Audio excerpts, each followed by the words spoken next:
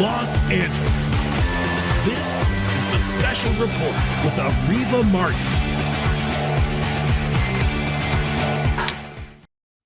We are talking about what it feels like to wake up Black in America and go to bed that way too, every day, carrying the weight of a world that asks for your labor, your culture, your brilliance, but never your peace. Black fatigue is the term used to describe the physical, emotional, and mental toll of simply existing in systems that were never built for you. From microaggressions to media trauma, from the pressure to prove yourself to the pain of being unseen. This fatigue is real, and it is costing us our health, our joy, and our lives in some cases. Joining me today are two brilliant, I will say that again, two brilliant scholars who have studied, taught, and lived this truth. Dr. David Ikard is a professor of African American and Diaspora Studies at Vanderbilt University, and Dr. Omékongo Dibinga is a professor of intercultural communication at American University, where he also serves as a faculty affiliate to the Anti-Racist Research and Policy Center, both friends of the Special Report. Welcome back, gentlemen. Always great to see you. Talking about Black fatigue today, Dr. Ikard, I want to start with you. So the phrase Black fatigue puts a name to something many of us have felt, but not always verbalized. I just want to start with asking you, what does it mean to you, both intellectually and personally, when you hear that phrase, Black fatigue? Oh man, and in some ways it summarizes so much, particularly in this moment. I've had to, myself personally speaking, limit my social media engagement, both on Instagram and Facebook and TikTok, because there's so much negativity. There's so much. I think the term now is anger porn, where people are just venting about various and sundry things. There's a lot going on around the world. There's so much corruption. Blatant corruption, so much blatant white supremacy, such blatant xenophobia, on and on and on in our society. And there's a normalization of like white supremacy and cruelty, frankly. And I think as Black folks who have always had to play by the rules that the majority population has made but does not follow, and has always in some ways had this almost outside sense of hope and optimism in the democratic experiment, when we see blatant disregard for our humanity, blatant disregard for our feelings, blatant disregard for our health, and being inundated day in, day out with evidence of that, right? Even the latest ban that Trump has put on several countries, all of them Black and brown, poor, vulnerable. We see this as an indirect attack on us, and it could just exhaust us emotionally and psychologically. So that fatigue, when I hear that for me, it just means being overwhelmed to the point of emotional paralysis by all of these kind of shots at our person, at our humanity, to the point of which you lose that optimism and you become a bit cynical about the American project moving forward. Excellent points when you talk about the ban, the travel ban that literally we just learned about probably in the last 24 hours, mostly, as you said, Black and brown, poor, vulnerable countries. Dr. Dibinga, South Africans, white South Africans, however, were recently welcomed into the country. The president of that country was invited to the White House, was basically dressed down by Donald Trump, accused of allowing white farmers in South Africa to be murdered without consequences. And so how do we, again, this concept of Black fatigue, when you see that story of these white South Africans being welcomed, and you see folks from Latin American and other countries being banned from this country, how does that play into this concept of Black fatigue? Well, we see with the farmers, the situation, or with the white folks from South Africa. I'm glad people, I almost made the mistake of calling them farmers because it hasn't fully been proven that all of these guys were actually farmers in the first place. Which is a conversation for another day, but it's another example of what I like to say, America, it did what it always does.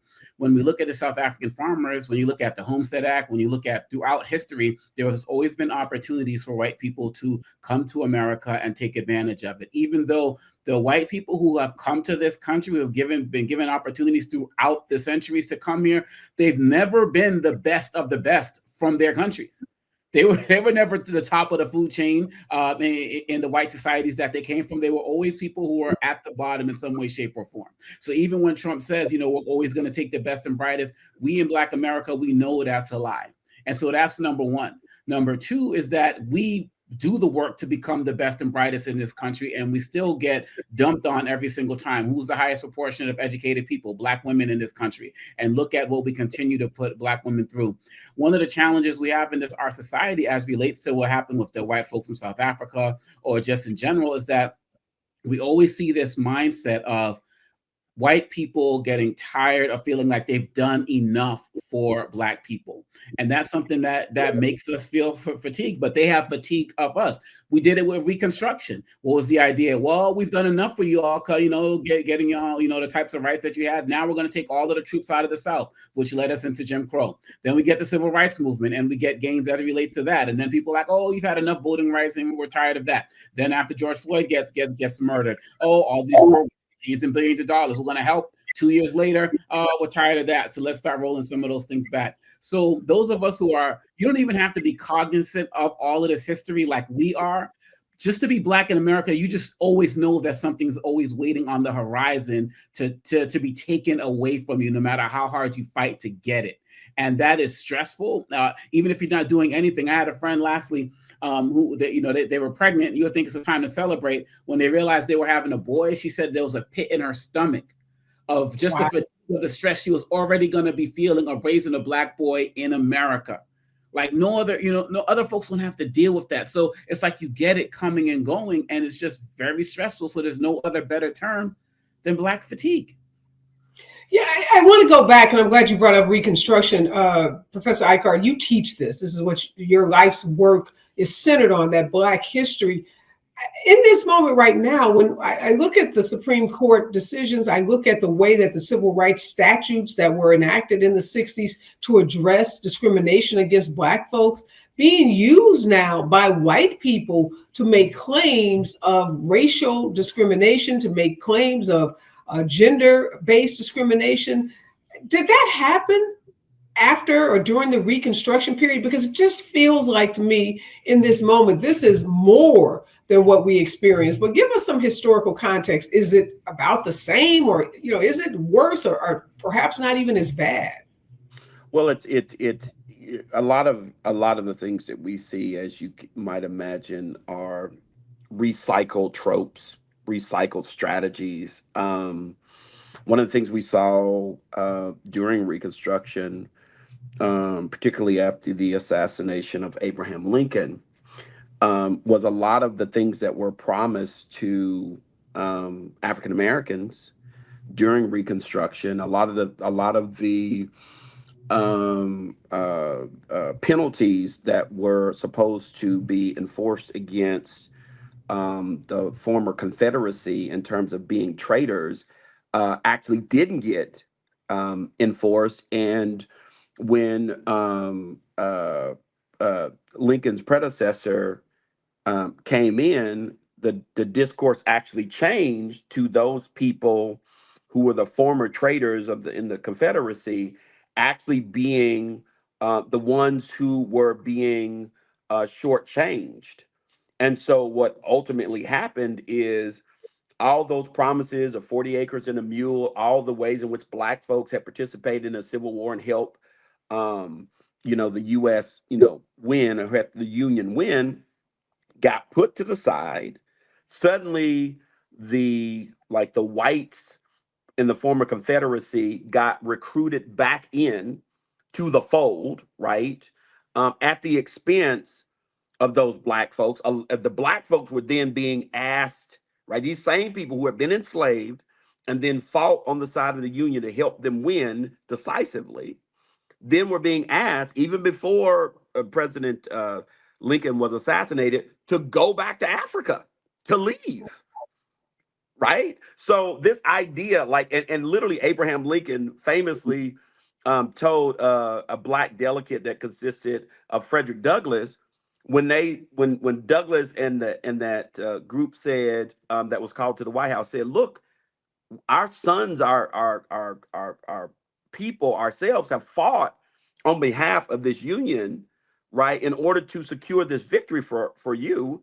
And you're telling us you want to ship us back to Africa, you're going to ship us away. And Abraham Lincoln castigated them and said, why are you guys being so selfish? Because you are the reason we had the war in the first place. Wow. So this idea of flipping the script on black people after we've done, like we've literally sacrificed our lives, and then turning us into the problem. W. Du Bois says the real unasked question in America is, how does it feel to be a problem?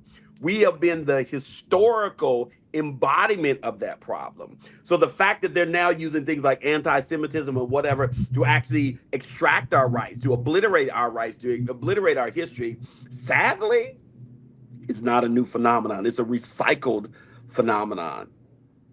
Yeah, talk about flipping the script, Dr. Dibinga. The term Black fatigue, which has been associated with, response to systemic anti-Black racism, is now being co-opted. The script is being flipped in spaces, predominantly white spaces, and white folks are saying they have quote unquote Black fatigue. And then when they use it in that way, it's to say we're basically tired of Black folks. Consistent with Dr. Ikard saying, we're tired of y'all asking for stuff. Like, we've already given you everything. So a lot of times when people hear this phrase Black fatigue, they may not know its original association was with the fatigue we feel from living in a system that wasn't built for us. But they may hear it in the context of white folks saying, basically, we're tired of Black folks asking to have their rights, asking to ask folks to act in a way that's consistent with our Constitution. Yeah, and one of the challenges that people don't understand with that is that everything that we got in this country was not given to us.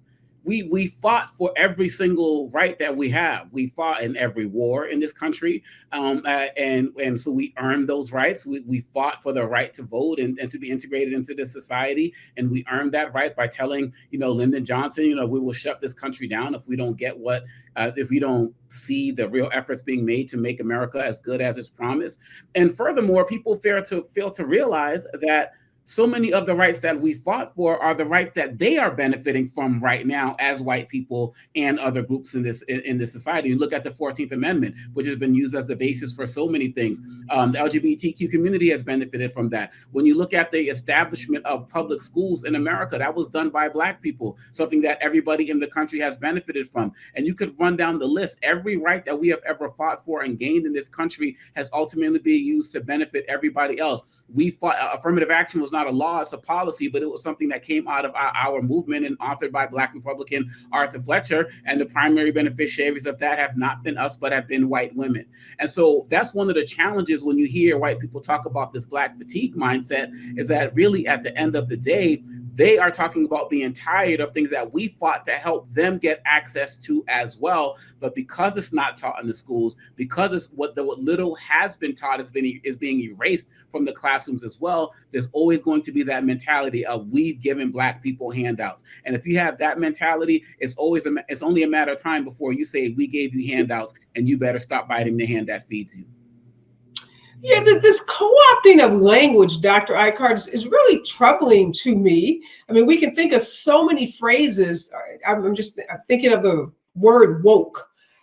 At one point, Black folks were celebrating being woke. Other, parts of our culture or in our country started using the term. Then it gets turned on its head almost as a joke, and being woke became a pejorative.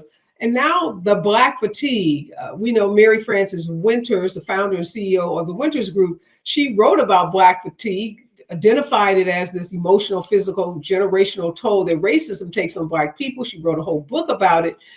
And now it's being, again, turned on its head. How does this happen in our culture where words and phrases that are used in Black culture to connote something positive, then, or at least to connote a real feeling or situation that we find ourselves in, then gets turned on its head to be associated with something negative and pejorative? You always ask these very, very great, insightful questions. There's a scholar, Michael Kimmel, a white scholar, who came up with this term to describe what you're talking about in terms of white folks and the way they're looking at themselves in these contexts, and he calls it aggrieved entitlement. Right? This notion that somehow white folks, and particularly white men, are entitled to dominate Black people. They're entitled to be elevated to positions of power by virtue of them just being white and men. They're entitled to get a disproportionate amount of the resources. They're entitled to be violent and cruel towards people that don't look like them. And when they don't get those entitlements, when there's any kind of movement towards checking those entitlements, right, that gets experienced by them as somehow a retraction of their rights, retraction of their equality, right? So they experience any type of challenge to their entitlement to dominate, control Black people as somehow an oppression. So when they're saying, oh my gosh, I feel like I have this fatigue about Black people asking for so much, what we're really seeing is them feeling a sense of loss because they don't feel like they have the same kind of access to racist entitlements that their forefathers and foremothers had. Yeah, we're seeing that, Dr. Dibinga, with this attack now on not just Harvard as a university, but the Harvard Law Review, one of the most revered, prestigious legal journals in our country, and has been for decades, which has always been dominated by a white male, editors, staff. We've had, a sprinkle here and there of Black editors in chief, including our former President Barack Obama. But now there's a white guy who, fancies himself a whistleblower, who is claiming that white people, of all people, are being discriminated against by the Harvard Law Review, and the Trump administration is going after the Law Review. And I should note that the Law Review at Harvard is separate from the university. It's not controlled or operated by the university. What do you make of that? So you've been the editor-in-chief, white men, forever. I don't know the stats. It's probably somewhere 75-80% of every that law journal has been white, has been male. And last decade or so, it's been a Black person here, a Black person there, and now a white man says that the law journal is discriminating against white people. And if I recall, I think he's also part of the Trump administration now, working for Stephen Miller. So he's double duty as a whistleblower and a staff member for Stephen. So I don't know how that part works, but it's like the quotation goes, when you're used to privilege, equality feels like oppression. And I got to be very honest. This is one of the problems that I have. I see so many people having this conversation about we need to have programs to deal with young men and to talk to young men and get them engaged and so on and so forth. And I'm really you really are trying to have that conversation with white young men, because the fact of the matter is their parents and many of them are seeing the equality of other people getting access to quality education and jobs. They're seeing that as oppression, and they want the ability to have the access to everything that they've ever had. They don't want competition. And quite honestly, this could be a subject for another day, but this is also what's going on with all of the anti-abortion rights and the women's right to choose. They don't want to compete with women. And so the fact of the matter is, if we were grounded in real history, if we could better understand the fact that this country has always been set up for white men, then people would fully understand that really at the end of the day, it's about having an equalizing effect at the end of the day. But people don't want to do that. And that is why Trump got over. He promised that he was going to make America great again for them, basically. And what he meant by that was not giving other people access to the things that they've always had access, that they as white men have always had access to. And so it's frustrating. It's depressing. It's one of the reasons why we have this Black fatigue.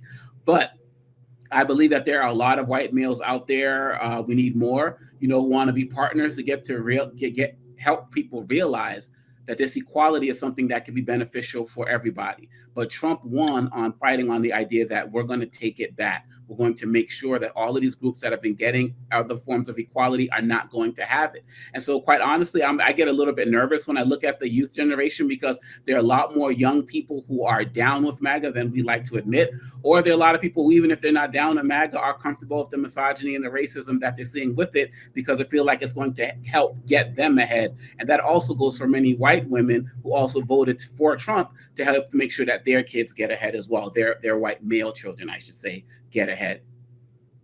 I'm glad you brought up that concept. You didn't use the word ally, but you talked about folks who have been supportive of Black folks. And we heard a lot about allies and allyship, Dr. Ikard, after George Floyd was murdered. And you just mentioned a white scholar who talked about the aggrieved, privileged white men. Are you seeing in this moment more of those white scholars and academic types, activist type, white male in particular, standing up, showing up? And I'll give you what's puzzling me. The attack on Harvard University, Columbia University, we know, again, the majority of graduates from both of those institutions, the legacy graduates, are white, and predominantly, probably up until 2 decades ago, white men. Mm-hmm. So their children and grandchildren, are slated from birth in many cases to go to these institutions. But we don't see the alumni, the white alumni at least, in any great numbers, standing up to the Trump administration as they attack higher education, particularly these 2 Ivy League schools that, are there in some ways. I'll call it their birthrights, and they believe it is their birthrights. What do you think is happening there? Why aren't we seeing more outrage from their graduates, their white male graduates who are now in the seat of power at Fortune 500 companies, and they are dominating in so many industries in this country, but we're not hearing them say, hands off our Harvard, hands off our Columbia, because this is where my son, daughter, grandson, granddaughter is aspiring to go. Yeah, I mean, there's a pretty clear answer to that. A question, at least to my mind, both in this moment and historically, it's just people are cowards. It's easy to be an ally when it doesn't cost you anything, right? And the truth of the matter is, and we've known this as Black people for a long time, which is why we were shocked when Barack Obama actually got that Democratic nomination, that even with the Democratic Party, that we're still dealing with a party of white privilege. And that the expectation that with Black people, we're going to largely play a secondary role, a supportive role, even within the context of the party. So it is foolhardy to think that somehow, even within these liberal spaces, that white supremacy still is not the foundation of how people move and how people make negotiations, because white liberals enjoy white privilege. And so when you're attacking Black and brown people, when you're saying that white people are victims, the ugly truth of the matter is that also benefits psychologically, ideologically, and materially so-called liberal white people. And so even when we celebrate people like Abraham Lincoln, like the great emancipator, Abraham Lincoln was a professed white supremacist. He did not believe that Black people were equal to white people. And so this kind of idea that somehow there are these kind of binaries between like white people to get it and their allies and white people that don't, actually doesn't really reflect the ideological reality, which is that white supremacy empowers, right, advantages all white people. And so in this moment where you would expect the folks that stand up, they're not standing up, because what ultimately we need is co-conspirators. We need people who are trying to dismantle white supremacy, not people who will stand with us in particular moments, because as we've seen, a lot of these so-called allies, when the rubber meets the road and it actually costs them something, are very starkly quiet. Yeah, so Dr. Dibinga, first of all, Dr. Ikard, that's very deep. Some ways to prep it, but it's real. So thank you for keeping it 100. It's that's sobering, Dr. Dibinga. That is such a sobering, statement that Dr. Ikard made. And I'm thinking about the Target versus Costco, right? So the ban, the boycotting, I should call it, of Target, which apparently has had some significant impact on its revenues, on its profits, but yet the embrace of Costco.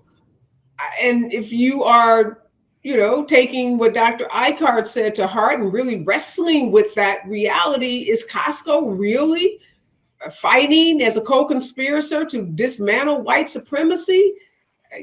Are we really to embrace Costco in the way that, many of us have been on social media with our Costco card and showing us going into Costco and shopping at Costco? Yeah. Is that the right thing to be doing in this moment?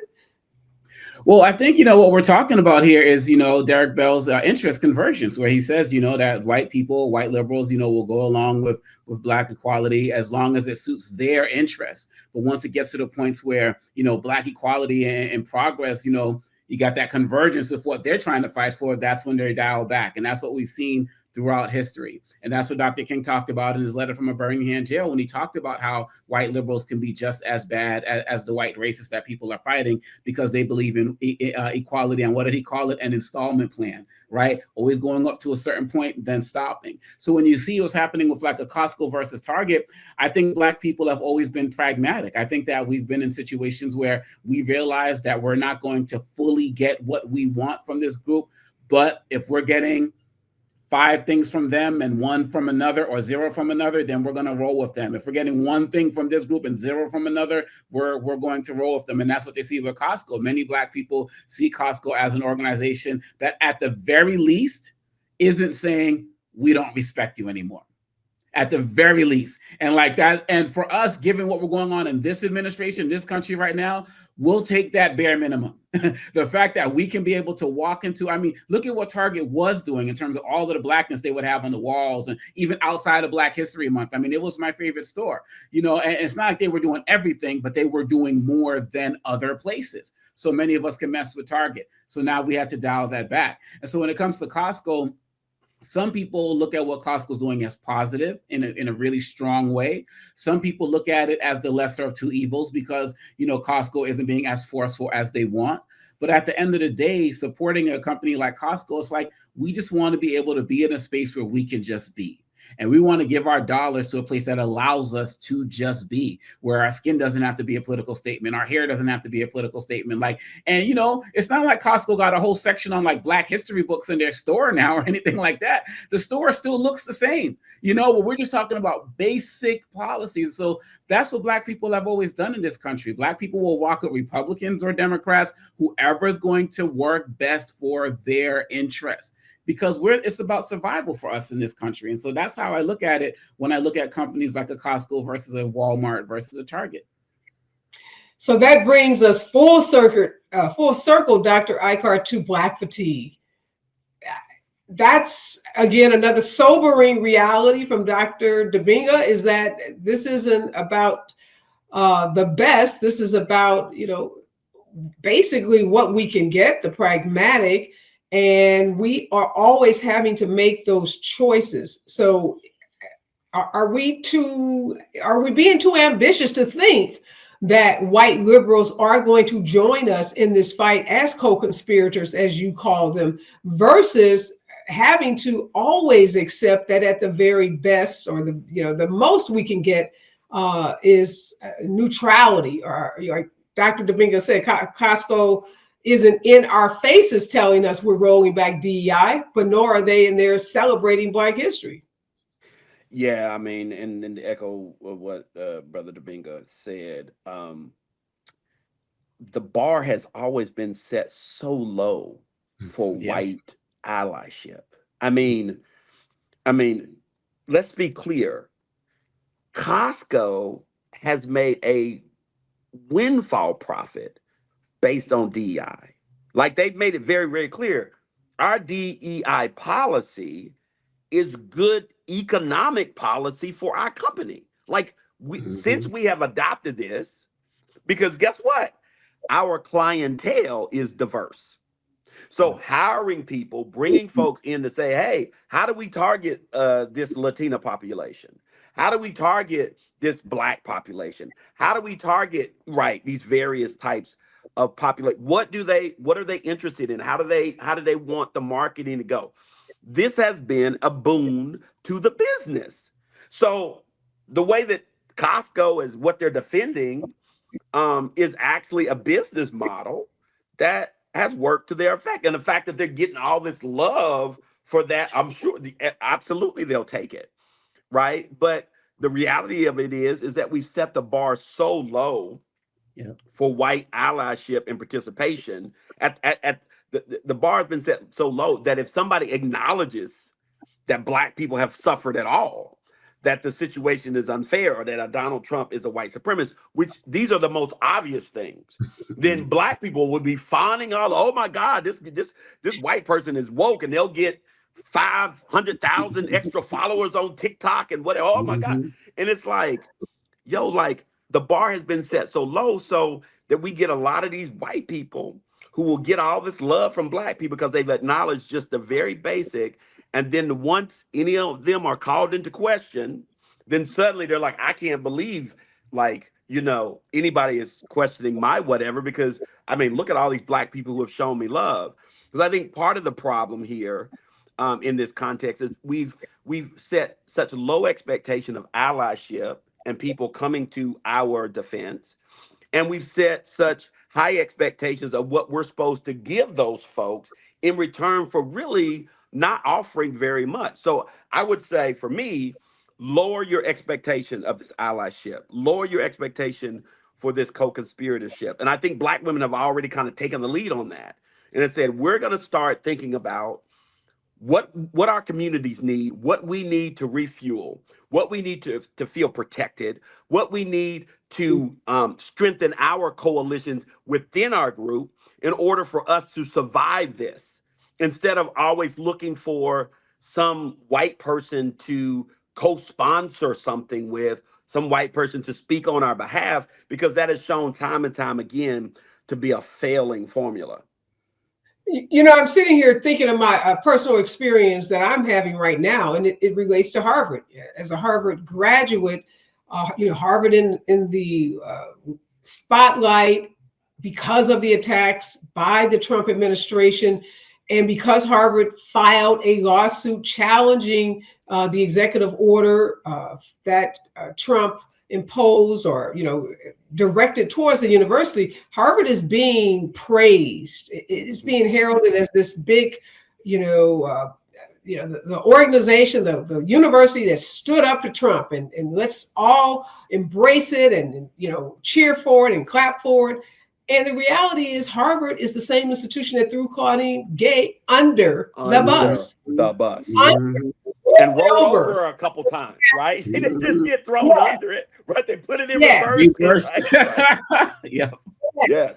And it's the same institution that has, said defund the Black graduation, defund, all of the graduations that acknowledge people of color and the LGBTQ and other groups on the campus. So you are in this position. And when I've said to some of my Black friends, why, it's exhausting, right? Black fatigue to have to stand up for Harvard, because Harvard is doing what you said, Dr. Ikard, protecting its economic position, protecting its brand, trying to protect its agency, right? Its self-determination. Yeah. Mm-hmm.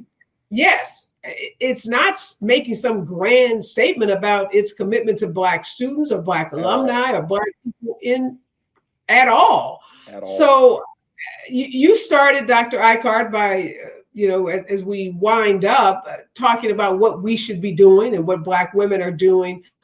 For you, Dr. Dibinga, in this moment, given there's so many examples of Harvard, and I must say some of my own Black alumni friends are really on me because we have this alumni conference coming up. And I'm trying to push the needle about what we need to be talking about. And right now, again, even Black folks are, well, let's not go too hard on the university. They're under attack, and it's like, oh my God. It's so exhausting. Even when you're talking to your Black friends, trying to keep these issues front and center, trying to remind them, no, Harvard, I guess it's good that they filed the lawsuit, but let's be very clear-eyed about what that lawsuit is about and what it's not about. So what do we do in this moment? Because this Black fatigue is real, and it forces many of us to try to wear these capes, to be super people in the workplace, to always show up and always be on point, always, be the resilient, strong one that can take it no matter what. But we know many of us are hurting. We know illnesses are rampant in our community. We know mental health issues are rampant in our community. And a lot of it has to do with this Black fatigue. We got to keep Areva Martining. I mean, that's what we got to keep doing. It's like we need people like you, in our spaces to push people to not settle. Because really at the end of the day, this is the same thing they did with Dr. King, right? Well, Kennedy's been good to the Negroes, like he's been good for us and so on and so forth. It's like I said earlier, we'll take the 2 or 3 scraps we get from one and say that's fine and that's enough. And people are doing the same thing right now. But we have to look at history. Who's going to be remembered throughout history? The Dr. Kings of the world or the people who told him to just take what you're getting, take the crumbs? And at Harvard, they're also doing things like getting rid of, they had a class on Jewish Palestinian history, got rid of that. So it's just like, if we only take the scraps, we're going to keep getting scraps. And so this is the time where we remember the people that we came from. They're also banning international students. My father was one of the people who wrote the paper in the 70s that revolutionized Harvard Divinity School, because he was there and his work led to the hiring of the first Black dean. And this was in the 70s. What are people going to tell if they told him, oh, just be happy that you got here? And he was like, no.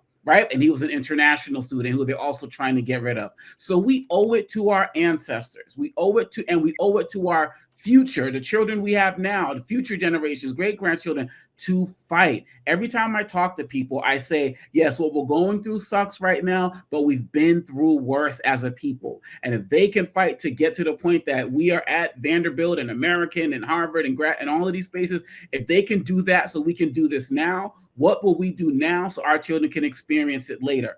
That is our calling. And if we put that in focus, that's the civil rights movement. What did they say? The fact that I had to look at my daughter and say, you can't go to that pool. I just couldn't sleep with that in my mind. We need that mentality and mindset. But hey, Areva, all Black people didn't participate in the civil rights movement also.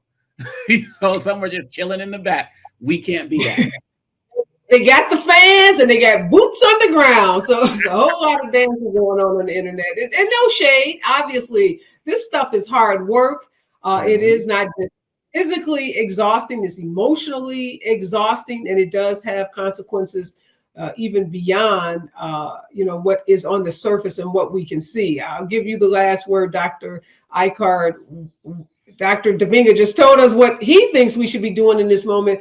What do you think we should be doing in this moment of great Black fatigue?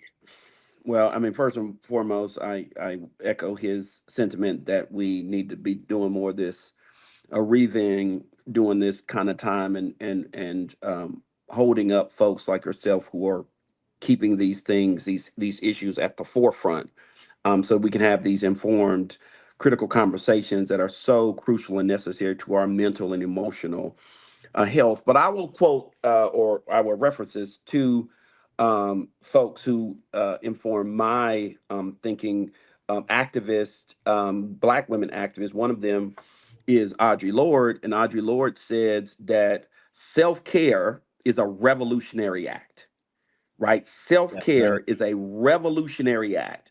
So in this time where we feel like we got to keep doing so much and we got to keep staying on the front lines, that in fact, the some of the most powerful transformative things we can do for ourselves and for our community, right, is to take care of ourselves, take care of our mental health, take care of our children, take care of our, our physical health, make sure that we're not being overwhelmed by things like social media, cut off some of this news, right? Stop listening to all this negativity, all this propaganda, and find some spiritual comfort, find your center so that you're able to re-engage in a way that is healthy and that is keeping you from getting overwhelmed by this system. And the second person that I would reference is Gloria Richardson. For those folks who may not remember Gloria Richardson, she was an activist who was famous in that photo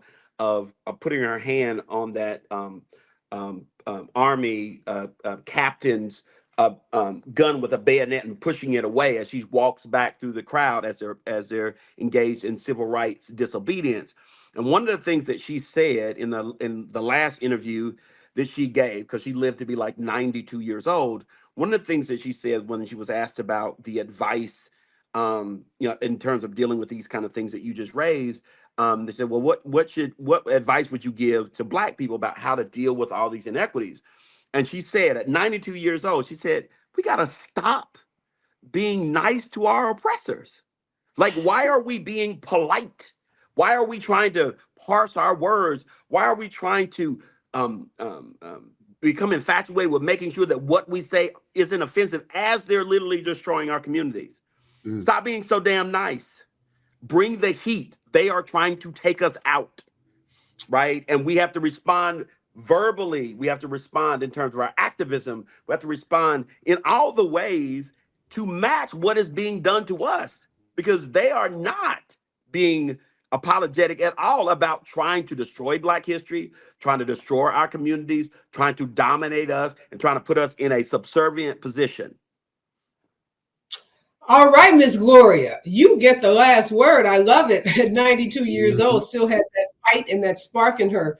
Well, I learned so much when I am in conversation with the both of you. I have 2 degrees, and I think I learned more in the 45 minutes I spend with you than I learned at either of those institutions that used to be prestigious, and who knows what they'll be at the end of the Trump administration, maybe not even still standing or existing, if some of these folks don't start standing up and using their voices and fighting their oppressors, as Ms. Gloria has told them to do.